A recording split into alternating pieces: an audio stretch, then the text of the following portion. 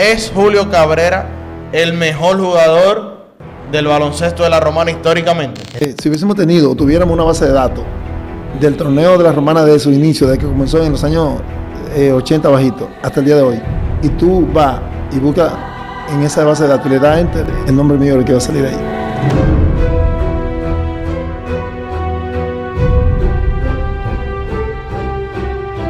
Bienvenidos una vez más a Deportes 026, el podcast con Diego Guzmán y Raymond Berroa en el día de hoy grabando nuestro episodio número 2. A propósito de tú que estás llegando a ver este episodio número 2, ¿viste el primero? Si lo viste, coméntame cuáles fueron tus expectativas, cuál es tu experiencia sobre ese primer contenido. Y si no lo has visto, dale un poquito para atrás para que sigas el hilo conductor. Claro. También no olvides suscribirte, activar la campanita de notificaciones y también seguirnos en nuestra cuenta de Instagram, Deportes026, el podcast. Por cierto, muchos comentarios hemos recibido de esta primera entrevista con Elías Solimán. Agradecerle a ustedes que han hecho suya la entrevista y también este canal de YouTube. Así que gracias total por el apoyo. A todos ustedes que siempre están fieles ahí con nosotros, también a todo el equipo técnico aquí en Creator Space Studio, en la persona de Adriana, también al pastor, que son los héroes anónimos del podcast. Sin duda alguna son la gente. Nosotros aquí solo hablamos y conversamos con el invitado, sí, pero la gente que se encarga de hacer la magia, lo que está en backstage, agradecerle muchísimo. Y gracias a ellos estamos viendo un contenido de muy buena calidad, con una muy buena línea gráfica. Y entonces repetirle lo que decía Raymond, comente en la caja de comentarios, déjenos saber a quién usted le gustaría ver aquí en nuestro canal de YouTube. Sugiéranos, déjenos saber ahí en los comentarios que, por cierto, gracias a esas sugerencias, nosotros traemos leyendas. Y para esta entrevista hemos traído una leyenda importantísima de nuestro baloncesto, una figura estelar, sabiquero 1000 por 1000, una insignia del Club Ramón Marrero Aristi de Sabica. Marreriano desde la A hasta la Z. Ha jugado en el baloncesto local, donde ganó 10 campeonatos en 15 finales. Jugó en el baloncesto nacional, en el TBS Distrito, en otros pueblos y también en la desaparecida Conava. En el baloncesto internacional pudo tener un periplo por muchos países, incluyendo el BCN de Puerto Rico. Así que saludamos aquí en nuestro segundo episodio, nada más y nada menos que la sensación Kikín, Julio César Cabrera. Bienvenido a Deportes 026. Bueno, con ese opening, yo de verdad que me lo creo, ¿verdad? No, en serio. Gracias por darme la oportunidad de estar aquí con ustedes. Sé que este es un proyecto bonito y la gente que está en backstage también se ve que son profesionales del área.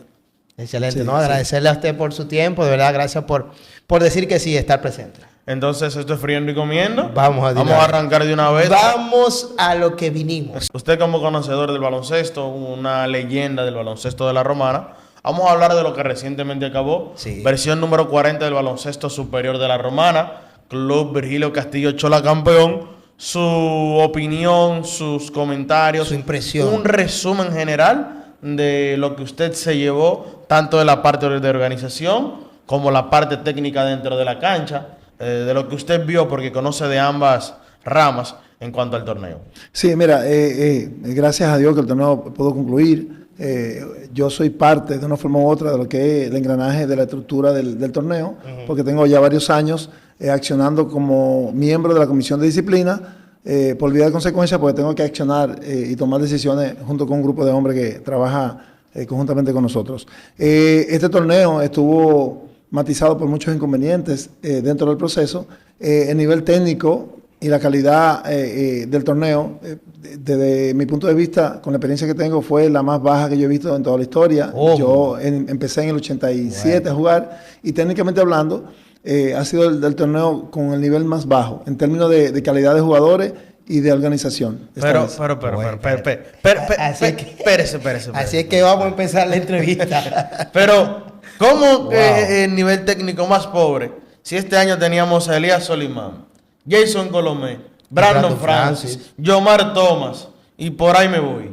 Sí, lo que pasa es que si tú lo extrapolas a los años 90, entonces vamos a ver que tú vas a tener que mencionar como 15 jugadores de alto nivel que podían jugar a nivel nacional. Hoy en día tú tenías 3 jugadores de buen nivel, de muy buen nivel, como son esos 3 que acabas de mencionar, pero después de ahí tú no tenías jugadores de élite. Entonces el material que teníamos nativo no era de alto nivel, y peor aún, imagínese usted que hubiésemos tenido 7 equipos. ¿Dónde íbamos a parar? Cuando yo te estoy diciendo a ti que el nivel más bajo de la historia del torneo superior de Romana fue este año, si le anexamos otro equipo, pues imagínate dónde vamos a parar. Eso es una pregunta muy buena a la que usted entró. Entró solito. Y yo creo, y yo voy por lo mismo que usted. ¿Es necesario para la Romana? ¿Es rentable a nivel económico, a nivel de material humano? ¿Es rentable y es beneficioso tener 7 equipos en el baloncesto superior? Mira, la verdad absoluta es que aquí tenemos que tomar decisiones y tener estabilidad para poder dirigir un proceso de los torneos superiores que sea estable en términos generales, en términos financieros, en términos de lo que queremos construir. Y te digo, mira, el torneo más estable que tenemos acá, el mejor organizado del país, es el torneo de Santiago, y tiene 42 ediciones. Y ese torneo comenzó con 6 equipos hace 40 y tantos años. Y todavía hoy en día ese torneo se hace con 6 equipos. Y es el más exitoso. Eso es un punto a mirar luminoso. Porque ellos tienen 40 años y más con esa estructura de 6 equipos. O sea que si tú no generas el material humano, técnicamente hablando, de alto nivel, para tú tener 7 o 8 equipos, es difícil. Y mucho menos acá, que no tenemos una fortaleza económica para poder sustentar eso y tener buen nivel. No es tan fácil. Por ejemplo, ¿usted cree que eso de la expansión fue un invento? No, mira, lo que pasa es que se le han dado franquicia a espacios que no tienen las condiciones generales para tener una franquicia. Pues no es tan fácil poder ser productivo y ser exitoso. Aquí tuvimos una franquicia que tuvo éxito relativo por un señor llamado Eduardo Gómez, que fue Igueral. Pero fíjate que con el tiempo desapareció, porque no tuvo la capacidad de poder aglutinar fanaticada, porque ¿dónde le va a sacar? No tenía. Hay que ser, en la vida hay que ser objetivo, hay que ser claro y ser honesto. Si tú tienes un espacio físico, geográfico, que tú tienes 5.000 habitantes o 100.000 habitantes, tú no vas a pretender que tú vas a meter en el polideportivo 2.000 fanáticos, ni 3.000 fanáticos, porque es que no lo tiene. Es difícil, ¿eh? Esta parte es un poquito engorrosa el tema, tratarlo, pero hay que decir las cosas como son, la verdad. ¿Qué hay que hacer entonces para mejorar ese tipo de La parte técnica. La parte técnica, lo que usted plantea, que vio un nivel inferior a años anteriores a nivel técnico en la cancha? Mire, le voy a decir, hay un tema que tiene que ver con el trabajo que hacemos los entrenadores. Yo que estoy en formación, en el área de formación como entrenador, yo trato de exigirme mucho a mí mismo y subir mi calidad y mi nivel y tratar de motivar a los jóvenes a que se sumen a la práctica deportiva del baloncesto, que se sumen.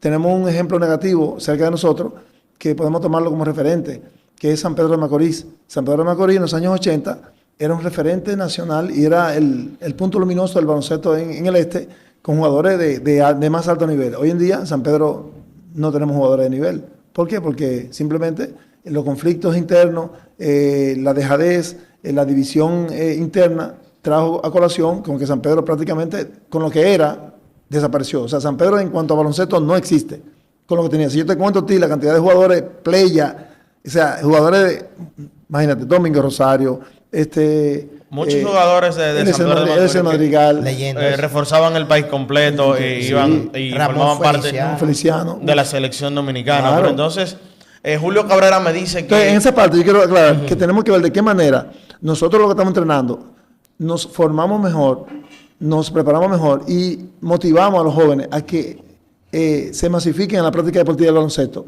Pero eso es todo junto, tenemos que unificarlo para eso. Entonces usted me está diciendo ahí entre líneas, parafraseándolo, que hay clubes en la Romana que no están trabajando. Mira, la mayoría de los clubes, hay muchos clubes aquí realmente que son clubes fantasmas. Hay clubes fantasmas que aparecen usualmente en los torneos, pero no rinden, no. O sea, que llega un torneo, un Ventú, y aparecen ahí por el año entero, no dan prácticas. Hay varios así, aunque tenemos, gracias a Dios, algunos puntos luminosos que te puedo mencionar. Mira, ¿cuáles son los clubes que trabajan? Que usted puede citar algunos. Sí, aquellos clubes que están en la cima, en cuanto a trabajo se refiere, en cuanto a lo que es forjar jugadores de alto nivel, de alto impacto, en términos generales. y jugadores que tienen la preparación académica y su formación para llegar a jugar a alto nivel y para ser profesionales de bien para el país.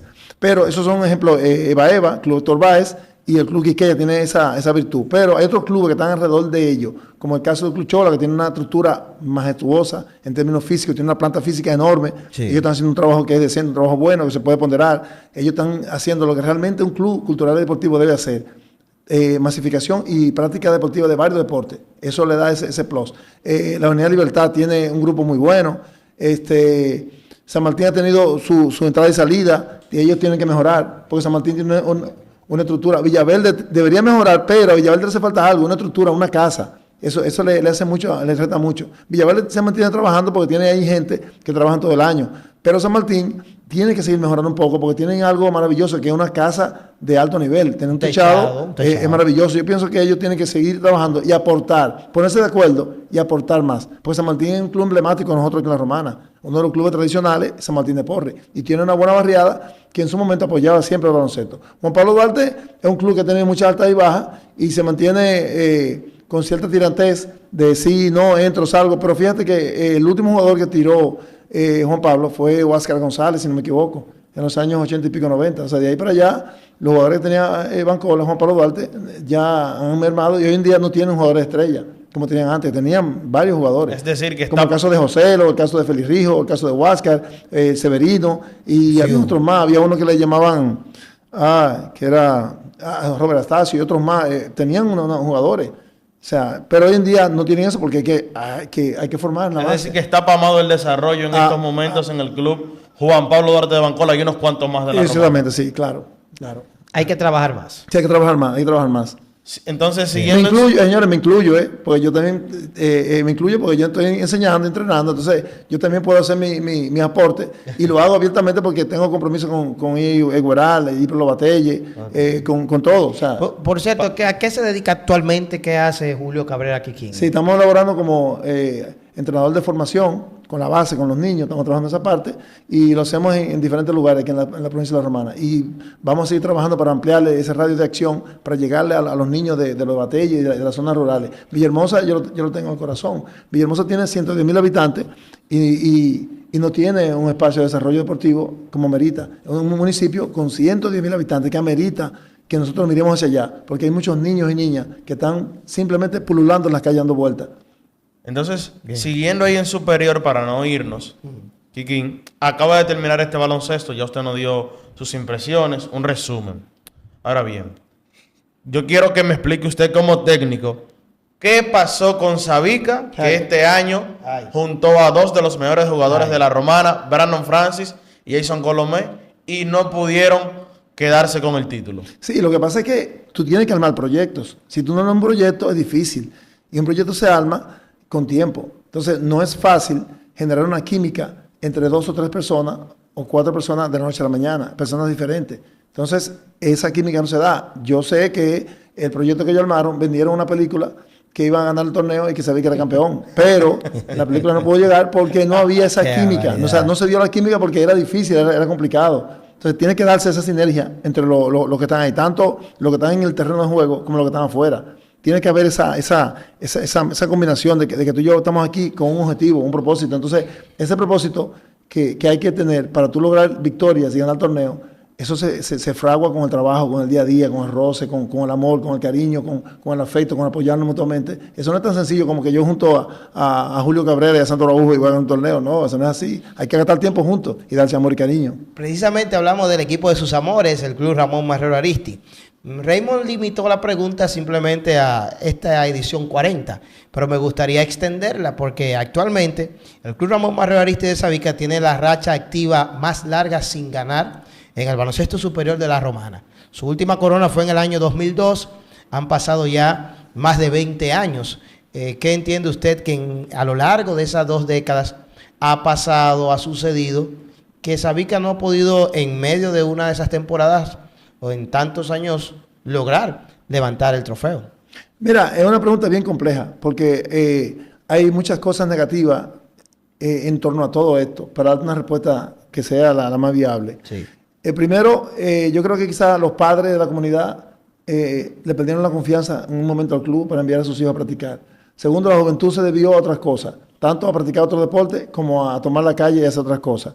Tercero, yo creo que faltó un poquito más de tener una fortaleza en la parte de la dirección del club para poder llevar el club hacia un puerto seguro y simplemente se preocupaban por participar en el superior y no así en la categoría menores. Ahí había un grupito de personas trabajando que formaba y ayudaba un poco, como la familia Turquín, que han sido buque insignia en los pasados 35, 40 años en el club. Y ahora eso ha ido mejorando. Ahora el club ahora tiene una estructura que sí yo veo que hay una base que en el futuro vamos a tener jugadores de cierto nivel, tanto en la rama femenina como masculina. Además, está implementando también el club otro deporte como el voleibol. O sea que el club ahora está en la rienda de Bienve Ditren, quien es mi padre, es mi arquitecto, es la persona que me formó a mí enteramente. O sea, lo que yo soy, lo que yo hago, dentro y fuera del terreno, se lo debo a Bienve Ditren, que como dije, que es mi padre. Y el club está en buenas manos ahora mismo. Yo creo que tiene un espacio de desarrollo inmenso, definitivamente. Ok, todo muy bonito, el club está en buenas manos, esa es la realidad. Pero, ¿por qué no se ha acercado Julio Cabrera al club de sus amores? No, cuidado, que sí. te voy a decir algo. Si lo van a hacer, si se ha acercado, Raymond, cuidado, sí. Bueno, él me lo va a aclarar ahora. Sí. Pero de los 9 títulos que tienen los marrerianos, Julio Cabrera participó en 8. Y en el último, en el 2002, él estuvo. Entonces, ¿por qué un tipo exitoso como usted, con ese club, no está dentro de la directiva? Esa pregunta puede ser compartida, porque había que preguntármela a mí, pero también a los que están en el club, para ver qué ellos dicen. Claro que sí, sería bueno hacerla a ellos. Qué barbaridad. ¿Por qué no? ¿Entiendes? Pero yo creo que básicamente cuando no se ha trabajado de la base para formar jugadores, atletas de buen nivel, es difícil que tú puedas tener una buena finca de tú puedes tener jugadores del patio, porque tú no ganas solamente con refuerzos. Para tú ganar aquí torneos, tú tienes que tener material nativo, al mínimo 2 o 3 de buen nivel. Pero yo creo que en el futuro, yo creo que sí, que yo estaré ahí de una forma u otra, porque quien está dirigiendo el club es mi padre. Por lo tanto, yo sé que en un momento dado, si me tocan la puerta y se dan las condiciones, yo podría estar ahí, claro que sí. ¿Qué condiciones exige Julio Cabrera para estar? Tiene que ver mucho con mi disciplina, con mi comportamiento, con mi manera de ser, cómo yo me manejo. Tiene que ver mucho con lo que yo soy como ser humano. Tú sabes, porque hay cosas con las cuales yo no soy compatible. Entonces yo tengo que, o sea, yo me respeto para... O sea, son condiciones humanas entonces, en este caso. Sí, cosas que... Pero me dicen los sabiqueros por ahí que eso tiene que ser más rápido que pronto. Pero que ellos no aguantan más tiempo sin ganar. Habría que hacer un proceso. Ahí hay un chico maravilloso que se llama Francis. Francis es un chico que es del barrio, él se desarrolló ahí. Estuvo con Bancol este año. Sí, él aglutina, es un tipo genial que me parece que es un punto luminoso en el baloncesto romanense y creo que la gente no lo está tomando en cuenta con esa luz que tiene ese joven. Creo que él pudiera hacer grandes proyectos y aglutinar donde tú lo pongas. Si tú agarras a ese muchacho Francis y lo mandas para Guaymate, fácilmente ahí él te hace un proyecto grandísimo, porque tiene las condiciones generales para hacerlo. Nos acaba de dar la valoración de Francis Soriano. Sí. Me gustaría escuchar la valoración de otros jugadores, los cuales les mencionaré. Para empezar con Sabica, ¿por qué no? Jason Colomé, su valoración, su impresión, ¿qué nos puede decir de este estelar jugador? Sí, bueno, el caso de Jason es un caso muy, muy bonito, un caso especial, porque Jason, yo lo conocí cuando era pibe.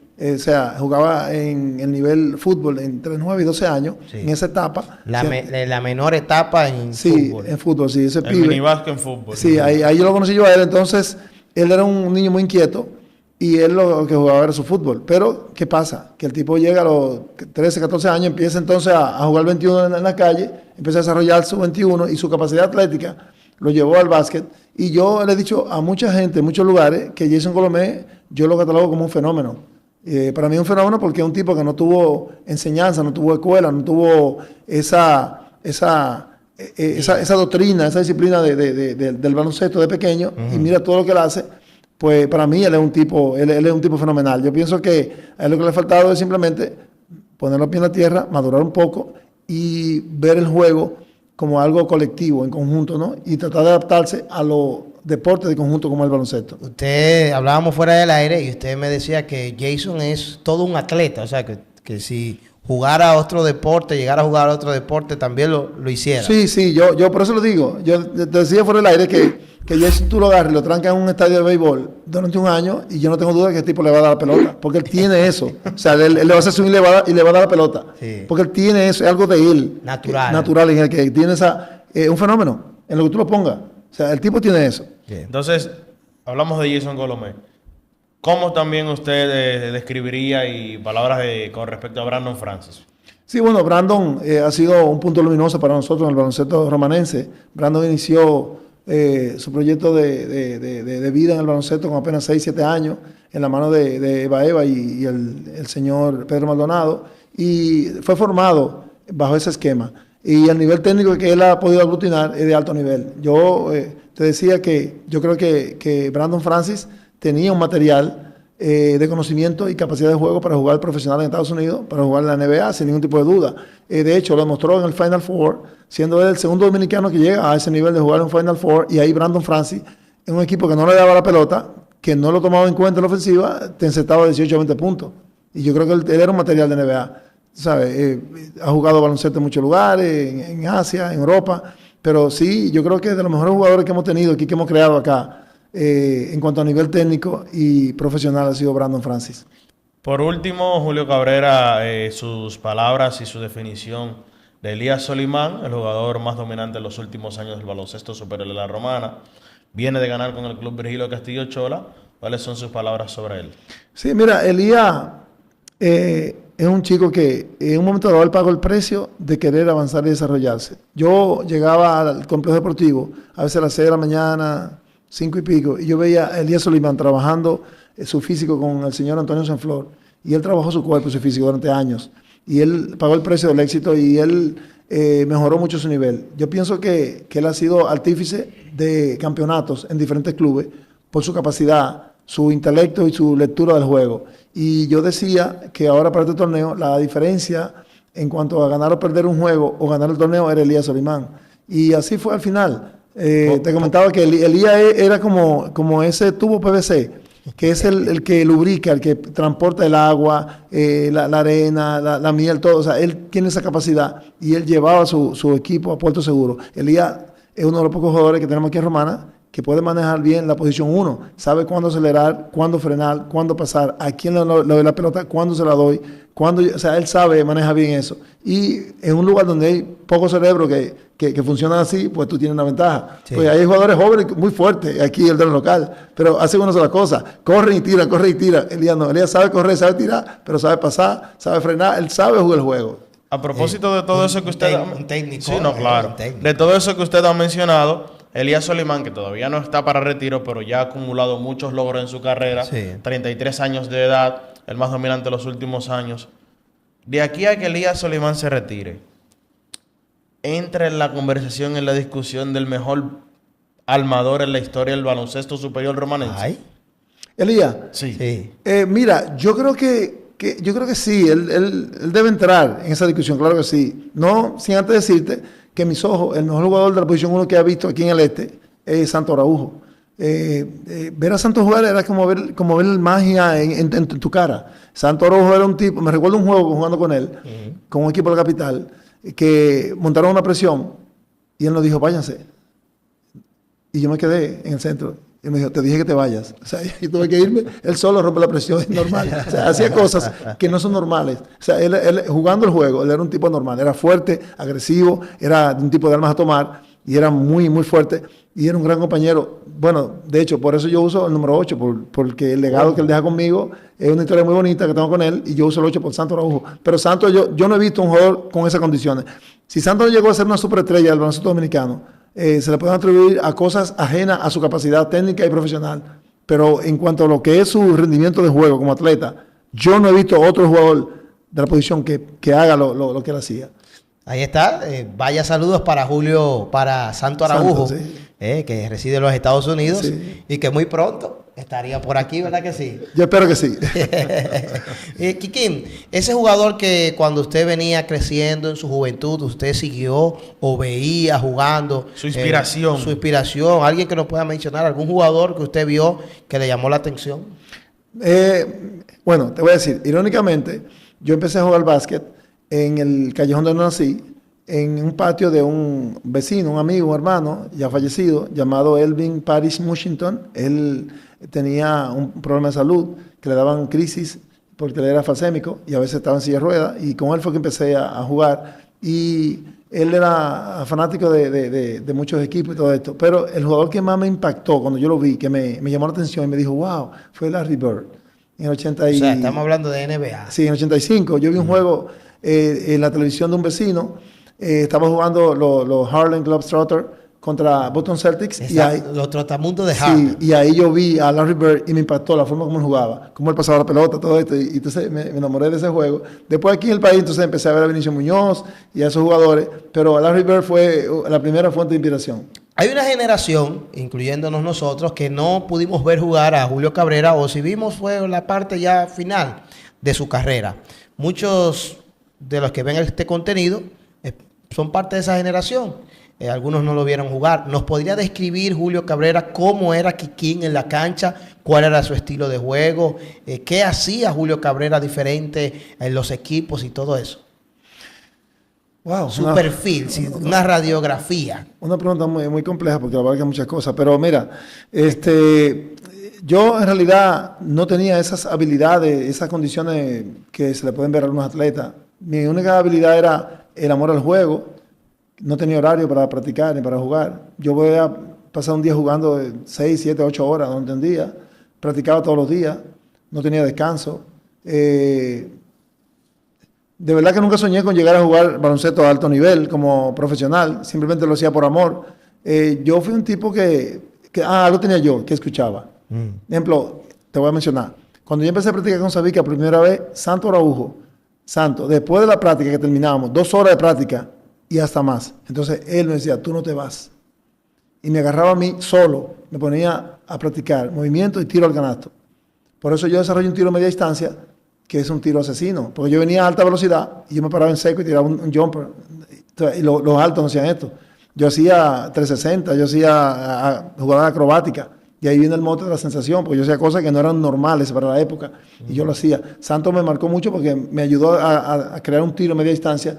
Y yo pude patentizar ese tiro de ahí. Y también la toma de rebotes, ¿verdad? Sí, yo tenía un buen salto, era un buen rebotero, porque sabía que en esa época te daban, era una colita. Sí, era duro. Tú tenías que bloquear y luego tu rebote. Entonces yo me hice un buen rebotero y decidí no dar tapones, porque en un juego me recuerdo que di 4 tapones corridos y al final terminé dando un foul y vale. Y dije, no, yo no voy a molestar con tapones, voy a coger rebote, tú sabes. Y daba tapones cuando yo quería. Un jugador se me va, yo un tapón para decirle, aquí estoy yo. Pero no... Hablando de tapones, yo quiero que usted nos haga una anécdota que usted tiene con Grillo Vargas, que usted le brincó a darle un tapón. Sí. Estamos jugando, ese fue un juego que jugó él acá con Chola y Sabica. Una cosa, ese fue un juego de los más excitantes que yo he visto y he jugado. Era un juego de mucha riña y yo era un muchacho de 19 años. 19, Chola, Sabica en su apogeo. Sí, en su apogeo, 19 años. Y resulta que Grillo viene a jugar aquí a la Romana con el Chola y Santo y yo estábamos con Sabica. Un juego bien complejo, bien difícil. El caso es que en ese juego, Santo rompe la zona y penetra. Grillo se mueve hacia él y Santos hábilmente me da un pase en el lado derecho de la cancha. Yo estaba en mi prime. Yo metía el codo encima del aro. O sea, yo metía el codo, pero imagínate. Sí. Cuando yo recibo el pase, yo me cuadro. Cuando yo recibo, eso era para el cielo, agárrame de arriba. Cuando yo despegué, Grillo Vargas me dio una trompada en la cabeza y yo caí al piso. Y después yo estaba en el piso, se me subió encima y me dijo a mí no, Sas, a mí no. Me recuerdo que Santos le dijo al árbitro de todo y no llamaron técnica ni nada, porque fue una jugada bastante abusiva, tú ves.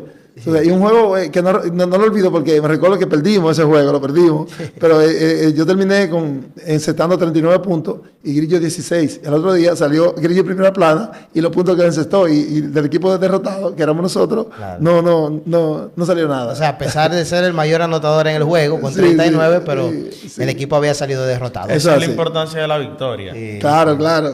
Mencionó 2 clubes emblemáticos de la ciudad, Chola y Sabica. Realmente Chola y Sabica son los eternos rivales del baloncesto local. ¿Entiende usted que estos son los verdaderos rivales? ¿Y cuál de los dos tiene más fanaticada o si hay un empate? Mira, caramba, realmente esos 2 clubes han logrado aglutinar una fanaticada fundamentada en una inquina, en un sentimiento que que se daba mucho entre los fanáticos, no entre los jugadores. Porque si tú miras el comportamiento de nosotros como jugadores, con respecto a los fanáticos, es terrible. Nosotros como jugadores salíamos a compartir siempre. Cufa, yo, Cepe, de los muchachos, Ramón Puello, compartíamos. Pero en la fanática tenía sin quina. Ahora, en la cancha, ahí las cosas eran de armas a tomar porque los golpes, los empujones, las agresiones eran reales, eran duras. ¿Cómo eran esos juegos? ¿Eran Sí, bien? sí, eran bien tough, bien complicados. Recuerdo un juego de eso que pasó algo que no es normal. Y es que yo era un muchacho, es que yo era muy atlético, yo tenía un físico muy desarrollado en cuanto a la velocidad y a las habilidades. Y ya yo jugaba con tipos que me llevaban un par de añitos, eran más lentos que yo. Y yo era complicado bajar porque yo tenía mucha velocidad y un buen salto.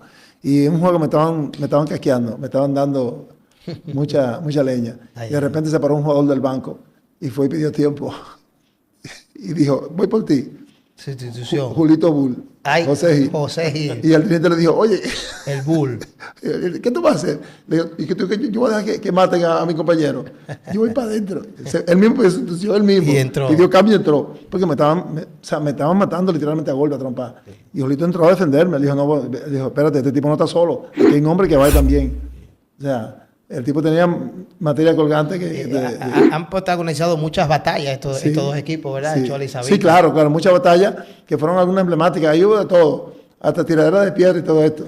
Pero, y la ruptura de malla, eso se daba justamente cuando jugaba Sabica y Chola. Porque antes jugaba, para los que no conocen, había una malla metálica en el polideportivo. Sí, eso es así. Que dividía la zona de la grada. Sí, porque el fanático no podía accesar allá. Sí. Hubo una época terrible.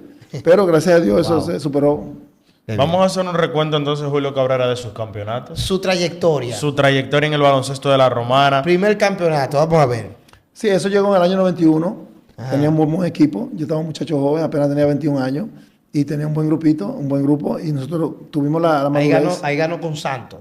Sí, Santos estuvo ahí tenía tuvo la madurez de entender el proceso. Yo era un jugador más del equipo, tenía números de jugador estrella, pero siempre por debajo de Santos. Aunque Santos tuvo la distinción y la gallardía de cuando llegó, él me retó un 21, yo le dije que no, él llegó a Estados Unidos, yo le dije que no jugaba con él, con mi maestro, con la persona que yo admiro, voy a jugar con 21, me dijo que sí, me forzó, me empujó. El caso es que jugamos un 21 y yo le gané.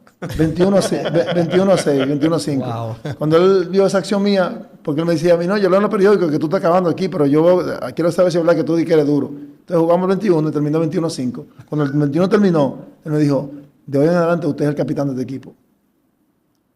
Y de ahí para adelante yo fui el capitán de Sabica. Santos me designó el mismo, yo soy el capitán aquí. 91, llega ese primer campeonato, después. 92, entonces... repiten. Se contrataron jugadores de buena calidad. Ese año teníamos jugadores muy buenos. En el 91 teníamos a Charles Williams. Teníamos jugadores de buen nivel. En el 92 bajamos un poquito la calidad, no teníamos esos refuerzos, pero ya yo venía con la experiencia del año anterior. Ya yo tenía 22 años y estaba en el top, en el prime. 22 años, tenía ya la madurez, tenía la conciencia y tenía el amor y la pasión al juego y la actitud y el hambre de ganar siempre. Entonces ahí le ganamos a San Martín de Porres y a Charles Williams, que tenía un equipazo. Estaba Feliciano, Charles Williams y Bomba Abreu. Y ganamos una final en 7 juegos. Ese fue mi mejor año en la historia. Una pregunta, ¿Charles Williams estaba con ustedes, era? En el 91 ganamos con Charles Williams. Luego él fue contratado por San Martín de Porres. En el 92. Se fue al 92. Entonces, una pausa ahí. Ese es el año del famoso tiro de la media cancha. Creo que fue de Williams, que él falló un tiro de media, o que la metió, pero no valió. En el 91, ya para cerrar el juego, estábamos perdiendo. Santos iba al tiro libre. Entonces, estábamos perdiendo el juego. Fue en el 91. Sí, entonces yo le dije... Hágame esa historia. Sí, mira, la jugada es una jugada muy confusa porque ciertamente no cumplió con lo establecido por las reglas en sentido general. Okay. Ese es mi punto de vista, ¿no?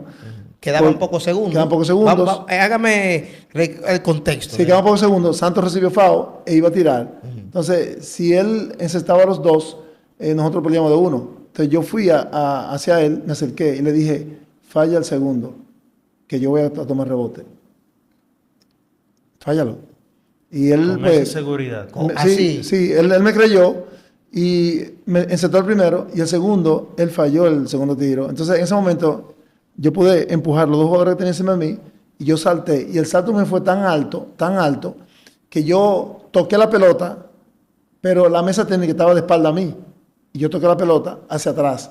Pero el que estaba en el reloj nunca vio, porque estaba a mi espalda, nunca vio que yo toqué la pelota. O sea, Ok, sí. Entonces, Cuando se toca la pelota es Arranca donde debe iniciar el reseteo del el reloj. reloj arranca ahí. Él no vio eso. No podía verlo porque mi cuerpo estaba en medio de la pelota. Saltaba otra vez. Entonces, mi capacidad atlética era tan grande que yo caí al piso y automáticamente hice una piscina de cabeza. Y Charles Williams estaba en la línea 3, parado ahí, mirando los jugadores. En el otro extremo. Porque yo le dije que no entrara, que se quedara afuera, que yo iba a entrar. O sea, son decisiones que se toman. Entonces, cuando yo metí de cabeza, yo agarré la bola con la mano izquierda y ahí comienza el reloj. Faltan 3 segundos.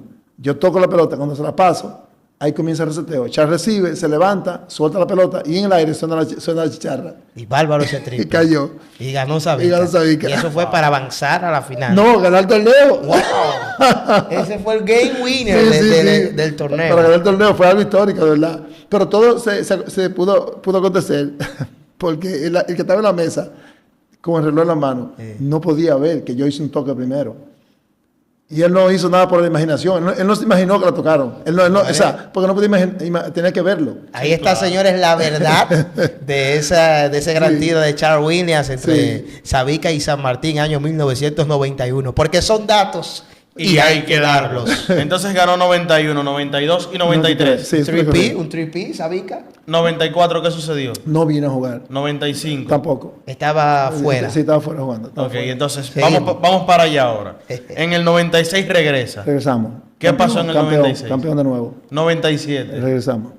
Campeón. Campeón otra vez. Ajá. 98 regresamos. ¿Cómo? Campeón man? otra vez. O sea, Sabica. Pero yo tengo a Jordan aquí sentado. Ya, ay. No, hicimos el periplo que hizo. Jordan ganó 3, al estilo Jordan. se fue, Sí, volvió y volvió a ganar 3. Claro, claro. Entonces, el Jordan de la Romana, Julio Cabrera. Yo creo que en esa década, si yo hubiese jugado la década completa, no hay una duda de que sabía que podía ganar 10 torneos corridos. Porque era que yo estaba por encima de la liga en ese momento. O sea, Usted era el dueño del baloncesto de la Romana. de hecho, ese club consiguió un contrato usando mi nombre como plataforma. Con una compañía. con una marca. Con una marca de tabaco. Sí, pero respóndame la pregunta. ¿Usted era el dueño del baloncesto de la Romana? A tal punto que cuando iban a hacer comunicación a las empresas grandes de la capital, ponían una coletilla abajo que decía, y contábamos con la participación de Julio Cabrera, la sensación. Hasta ese nivel. O sea, yo era nombre de comercializar el torneo, no mi equipo, el torneo. Bueno, Entonces, los organizadores vendían el torneo usando mi nombre como plataforma en esa época. Vémoslo. Y cuando yo iba al poli, se llenaba, porque pues, ese mote no sale por casualidad. El mote de la sensación sale porque hay un jugador electrizante que llama la atención y que para grada. Que en ese momento Miguel Irizarry, mejor conocido como Chato, la voz interna, lo bautizó bajo ese nombre de La Sensación. Por lo que te dije, que yo hacía cosas acrobáticas, yo aprendí a hacer acrobacia con William, en San Martín. William, que era profesor ahí en la Reforma, y Papo era mi amigo, mi amiguito, y Papo me ponía a hacer cosas que eran acrobáticas. Y yo aprendí a mover los pies a pierna en el aire, haciendo acrobacia en una cama elástica. Entonces, y lo llevaba en toda la cancha, esa parte. Julio Cabrera, pudiéramos decir que históricamente ha sido el jugador más taquillero del baloncesto superior de la Romana. Mira, quizás... Wow, ¿cómo decirte? Esa pregunta sería bueno que tú la sueltes en el aire y que los fanáticos de la época... Sí, ellos me van a comentar, ellos están ahí, pero yo quiero que me lo conteste usted porque usted cuando iba a jugar así, y veía el poli lleno, veía quién le apoyaba y quién no. Entonces, usted vio el baloncesto de antes y el de ahora. Entonces, usted tiene el aval para decirme, sí, yo fui el más taquillero o he sido el más taquillero que ha tenido este baloncesto. Hello. Tú sabes que yo no soy el tipo de persona... Si se puede demostrarlo, no es arrogancia. No. No me dé vuelta, espérate. No. O sea, yo te digo que ciertamente yo llamaba la atención a tal nivel que los fanáticos de los otros clubes iban a verme jugar. Entonces usted es el más taquillero. Yo creo que yo debo estar entre los 2 jugadores 3 más taquilleros de la historia de la Romana. Ok, sí. Lo que pasa es que entonces, es humilde. Si usted entre los 2 o 3, vamos a poner 3. Hay otros 2. ¿Cuáles son los otros 2? Mira, yo creo que Alvin fue un jugador que yo lo veía jugar. Alvin Polanco. Sí, yo veía a Alvin. Era un jugador que me gustaba verlo jugar. O sea, que pienso que él, en un momento dado... No tuvimos el privilegio, pero hemos escuchado de que las lesiones de la rodilla mermó su carrera, pero según los comentarios dicen que Alvin era un proyecto que iba a escalar a altos Yo niveles. era tan que sé yo con él que yo iba y jugaba a primera hora y yo no me iba si él jugaba a segunda hora. Yo me sentaba en la grada a verlo jugar a él. Era un O sea, show. El Chavo sí, Polanco. el Chavo, sí. Saludos para el Chavo. Le externamos también Yo su lo invitación.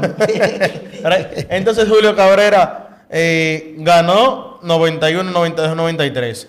Se va 94, 95 Sí. y regresa para ganar 3 veces más consecutivos, 96, 97, 97 y 98. El único equipo que ha ganado, que lo ha hecho 2 veces, ganar 3 títulos consecutivos y lo ha logrado 2 veces. O sea, ellos hicieron 2 3P, el conjunto de Sabica. Quisqueya lo hizo una vez, Sí. 17, 18 y 19, recientemente, para que ustedes entiendan lo que es eso. 3 campeonatos consecutivos. Ellos lo hicieron 2 veces, que eso es mucho más difícil. Sí, es un poquito más difícil entonces.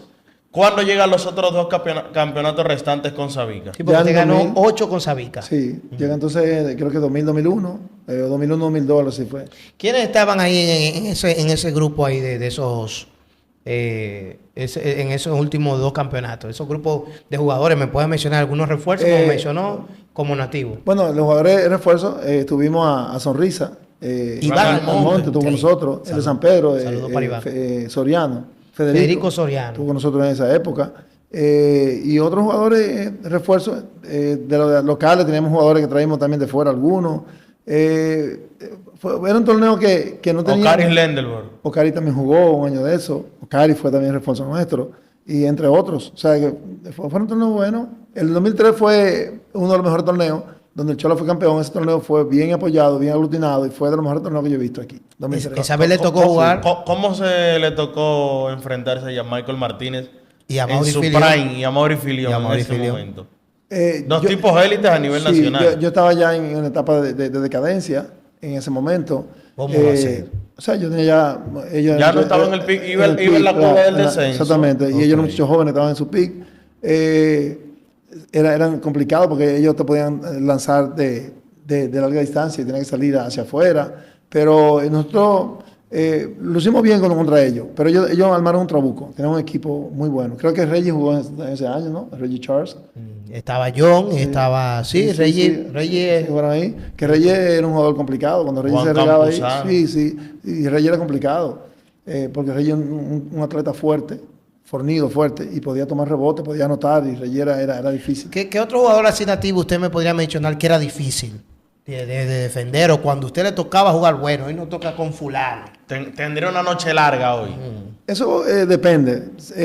Ejemplo, jugador difícil en sentido general, global, Reyes era difícil, porque Reyes podía anotarte de la pintura, de media distancia, de larga distancia, podía rebotar y tenía habilidad también para defender. O sea, era un jugador difícil. Pero Andy Williams era uno de los más complicados, porque él usaba mucho el intelecto para jugar. Andy era un tipo muy habilidoso y tenía la habilidad de poder anotar, pasar. Andy, porque tenía que bregar con él, con su cuerpo y también con su mente. Andy leía mucho, ¿sabes? O sea, tenía un nivel de juego bastante alto y era complicado Andy. Siguiendo con la cronología, ya brevemente, ya culmina ahí con Sabica, gana 8 con Sabica, se va de Ramón Marrero Aristi. ¿Alguna situación en particular? No, se me dio la oportunidad de jugar en Europa, me fui a jugar a Portugal, cuando volví, habían pasado ya 2 torneos y yo aproveché la oportunidad, la coyuntura y me fui a jugar a Villaverde. Y ahí en Villaverde tuve el chance, la oportunidad, gracias a Dios, de ganar un torneo más. Para seguir aclarando, hay una regla que dice que los jugadores, luego de durar 2 años sin actividad en un torneo, en su torneo doméstico, Sí. pasa a ser agente Agente libre. libre. Por eso Julio Cabrera pasa sin ningún tipo de restricciones al equipo de Villaverde. Cuéntame de su estadía en Villaverde, luego de salir de un mercado grande, de una fanaticada tan fuerte como la de Sabica, Sí. a jugar en Villaverde, que si bien tiene su fanaticada, pero si somos claros, no es lo mismo ni igual que Sabica. Sí, me mueve hacia allá, el vínculo de hermandad y amistad con José Gil. Él estaba en la parte técnica del equipo y él es que convence a ellos para que me lleven, él prometiéndole de que conmigo ellos ganaban. Él tuvo una discusión un poquito fea con Dolores Núñez en ese momento, donde le decía a Dolores, contrátalo, que con él ganamos.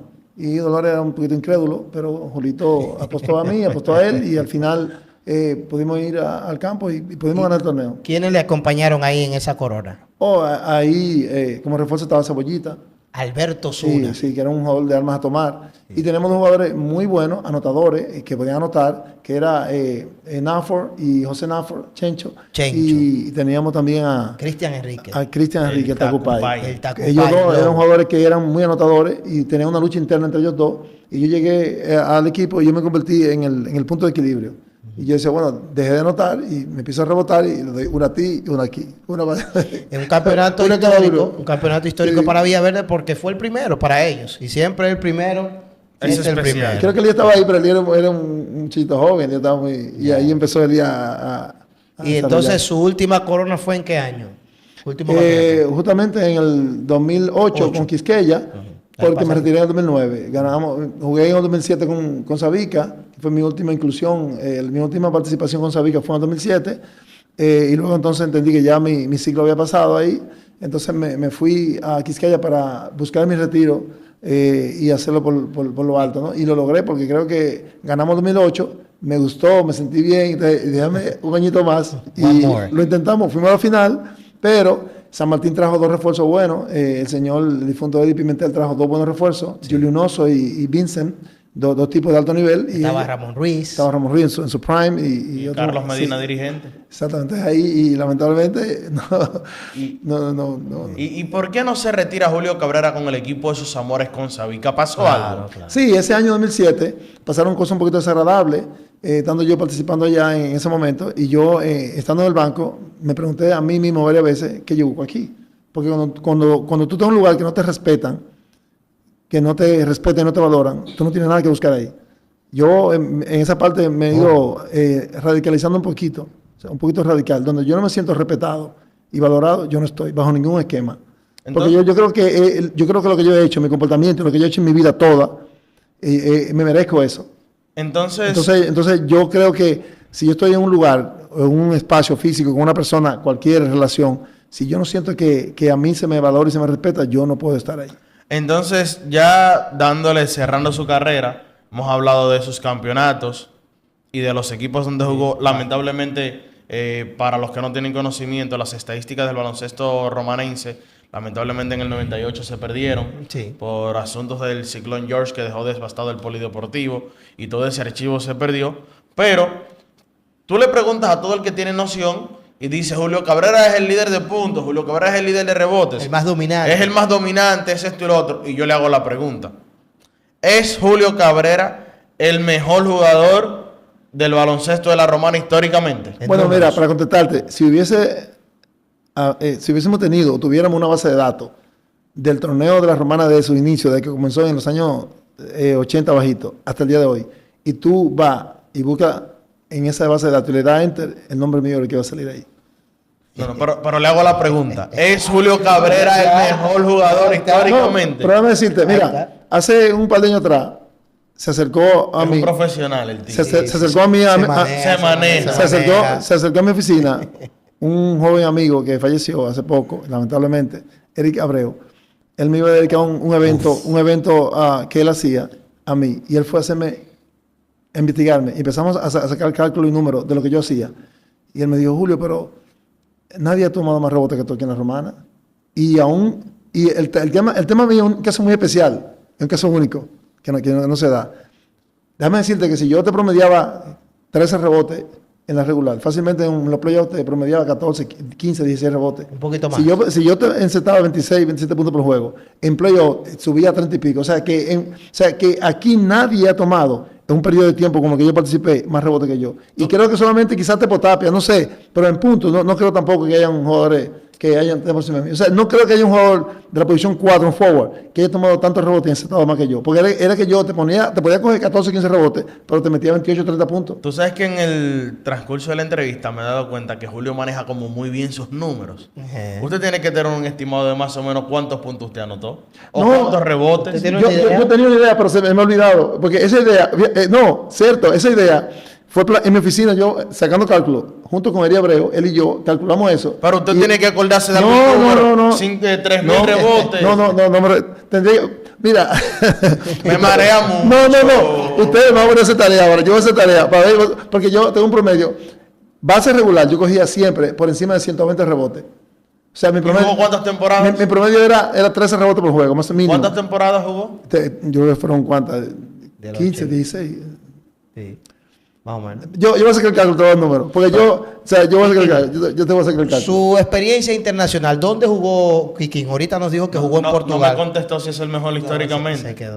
¿Aquí? Sí. No, aquí en la semana ningún jugador ha jugado el nivel que yo juego aquí, ninguno. Tú puedes meter a Guillo Valga, tú puedes meter a Héctor Valle, que tú quieras aquí. Ningún jugador de Andy romana. Williams. No, ninguno. Aquí, Alex. no, ninguno no. Porque es que yo tenía un componente que no se encuentra todos los días, que no lo tiene cualquiera. Win player. Yo era un juego ganador. Yo ganaba torneos. Yo no solamente te metía 30 y te cogía 15. Yo ganaba torneos. Yo no era un juego cualquiera. Yo ganaba torneos. O sea que yo no era un juego común. Es que yo era un tipo de armas a tomar. La sensación. Sí, no, es que yo era un tipo de armas a tomar y tenía... Aquello. así, como Está ya, bien. El material o sea, aquel, el material, está bien. claro. O sea, Ya me contestó Julio Cabrera. sí. A No, propósito, pero es que yo era un ganador. O sea, te lo demuestra. Mira, en el año 91 ganamos el torneo y estaba Charles Williams, pero el año siguiente No había nada. estaba Francis, estaba Enrique Cabrera, que nunca jugó a un alto nivel así, estaba Osiris Hernández, que ya estaba en las últimas, ya era una persona con casi 40 años. Bueno, yo promediaban 14 puntos por juego, los refuerzos. Y yo, sin jugadores élites, sin jugadores estelares, ganamos el torneo, con lo del patio, con lo que teníamos, con Francis y los muchachos del barrio. Con esos muchachitos del barrio ganamos el torneo. Cuando nos enfrentamos fue a Goliat, porque enfrentar a Charles Williams, a Bombo Abreu y a Feliciano en su prime, los tres mejores jugadores del país en ese momento, y un grupo de muchachos, pues yo tenía 22 añitos, era ganarle.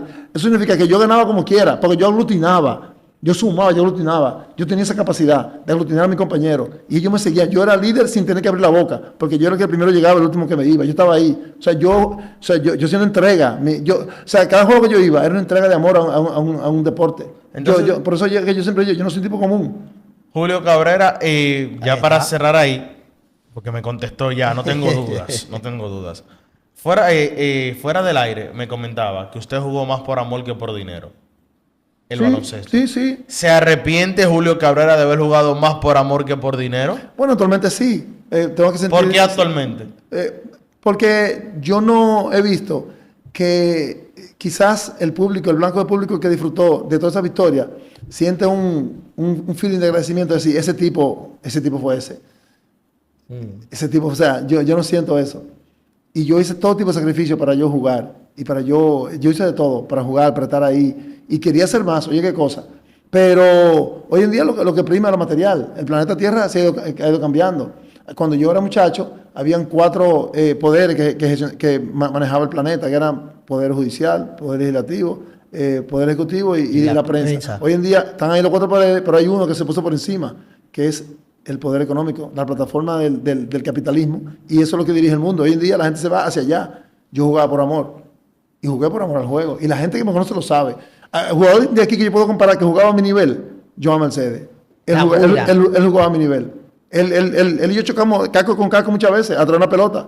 Que se entregaba. Y chocamos y nos rompimos los dedos, la mano. Es más, ese tipo y yo voy a decir algo aquí, y es que a veces yo comenzaba un torneo y me hacían los famosos ceritos aquí, y yo jugaba el torneo entero sangrando con los ceritos.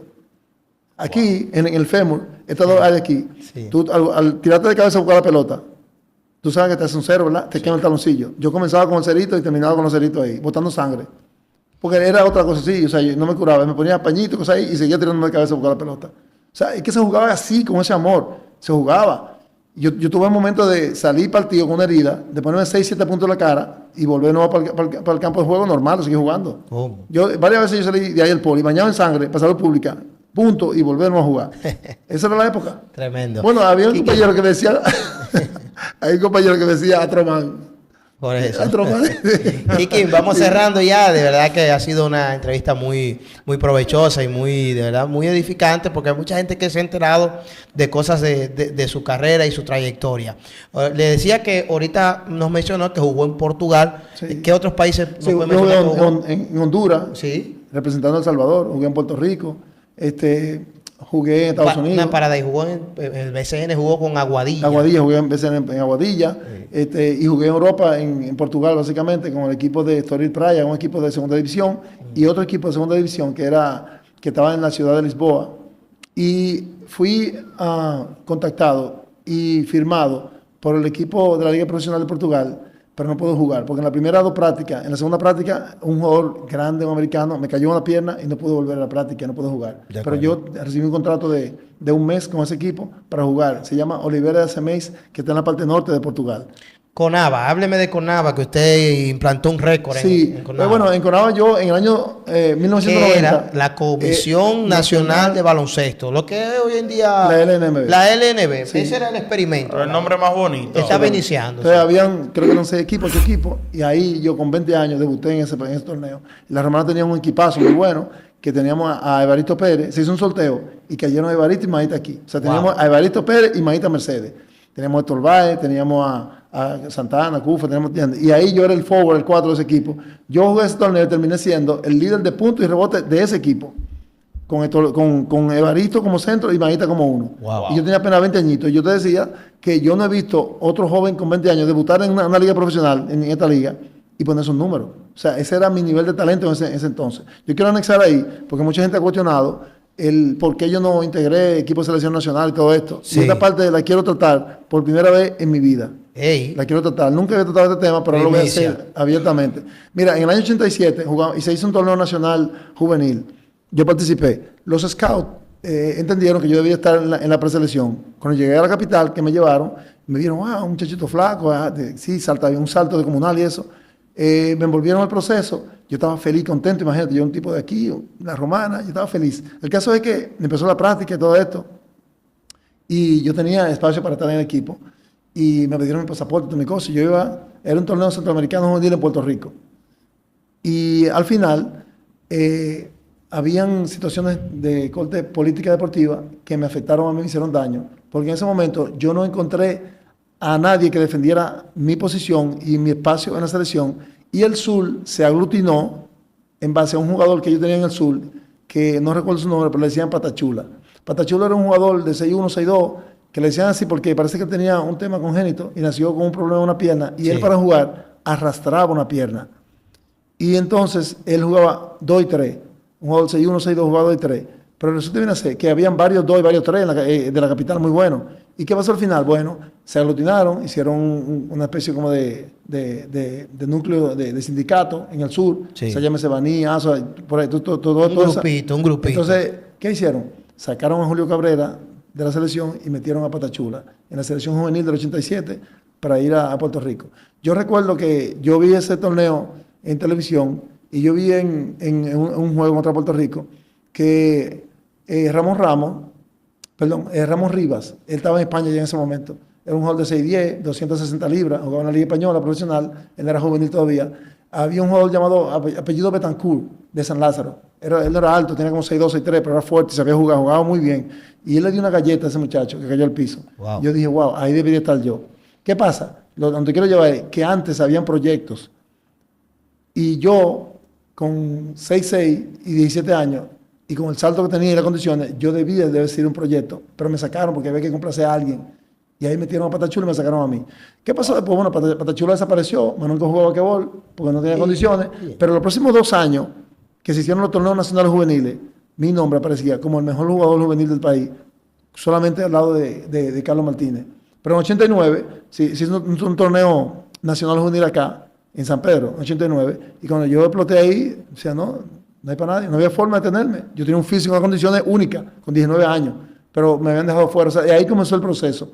Pero en el 90, cuando hacen la Conava, yo exploto en el torneo con 20 años y promedio 20 y pico de puntos y más de 10 rebotes por juego, 12 o 13 rebotes. Y al año siguiente, en el 91, yo era banco de todos esos jugadores en la capital. O sea, yo agarré la liga, me la eché en un bolsillo, le exploté la liga profesional. Sí. Y al próximo año yo era banco de todos esos jugadores. O sea, que nunca, porque llegar ahora a la capital, llegar ahora no es igual que llegar antes.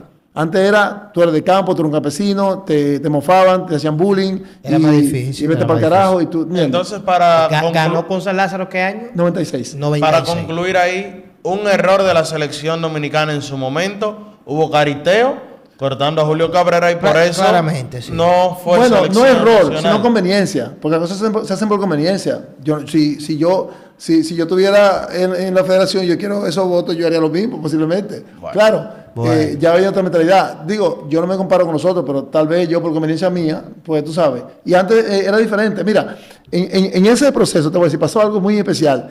El dirigente de la selección juvenil era un señor llamado Ramón, de Mauricio Báez, y él era el entrenador a cargo. Y él fue que me dijo a mí, lamentablemente tú vas a quedar fuera, en el 87. Ese señor vino aquí en el 90, en el torneo de la CONAVA, como asistente del equipo de Mauricio Báez. Se llama Ramón, no sé el apellido de él, un morenito de él, que vive en Estados Unidos, creo. Ramón, Ramón vino aquí. Cuando Ramón vino como asistente, el juego terminó, perdimos por un punto. El juego terminó, son las chicharras. Yo cogí para mi camerino, estaba un poquito incómodo, exciting, porque perdimos un juego de un punto cuando podíamos haberlo ganado. Y Ramón cogió atrás de mí y me hizo así por la espalda. Y yo lo miré. Y me dijo, ¿tú no te recuerdas de mí? Yo dije, no. Me dijo, yo soy Ramón, el dirigente de la selección juvenil, cuando tú jugaste. Yo digo, oh, Ramón, ¿cómo está usted? Y la pregunta que me hizo fue, ¿en qué país tú estás jugando? Julio. Y yo le dije a él, yo nunca he salido de la Romana. O sea, él no creía que yo estaba jugando en la Romana. Porque que yo agarré en la cancha, le metí 35 y le cogí 15. Contra jugadores de refuerzo que venían de Europa. Quedó y él sorprendido. Dijo, y este muchachito que yo lo vi que no sabía hacer nada. Y yo, en 3 años mira lo que ha avanzado. O sea, ese era mi nivel. Julio, palabras finales para las personas del podcast. Despídase y gracias por acompañarnos en esta primera sesión. Creo que hay mucho material que quedó por hablar para hacer la 2.0, pero ya la fanaticada también lo va a exigir aquí. Sí, mira, gracias a ustedes por esta oportunidad. Hay vivencias, algunas son duras, son tristes, que me gustaría algún día tener la oportunidad de compartirla. Yo he pasado situaciones difíciles en muchos lugares, pero hay algunas de ellas que tienen que ver con lo que es el amor al prójimo, que tiene que ver mucho con la empatía que tú haces con la persona. Yo he sido dichoso que he recibido el amor de mucha gente y el apoyo de gente tanto aquí como fuera. Y yo creo que la próxima vez que venga por acá, pues ese es un tema que me gustaría tratarlo. Y solamente le digo a la gente que siga este espacio, siga este programa, lo siga a ustedes, y que de una forma u otra este programa se convierta en un espacio de fortalecer lo que es la estructura del baloncesto romanense, tanto en su historia como en su presente. Claro, bueno, pues ahí está, no se diga más. Agradecidos con Julio Cabrera por este excelente conversatorio. Recuerda suscribirte a nuestro canal, síguenos y danos la sugerencia ahí en los comentarios. ¿Quién te gustaría ver por aquí? Julio Cabrera hoy en este segundo episodio, Deportes 026, el podcast.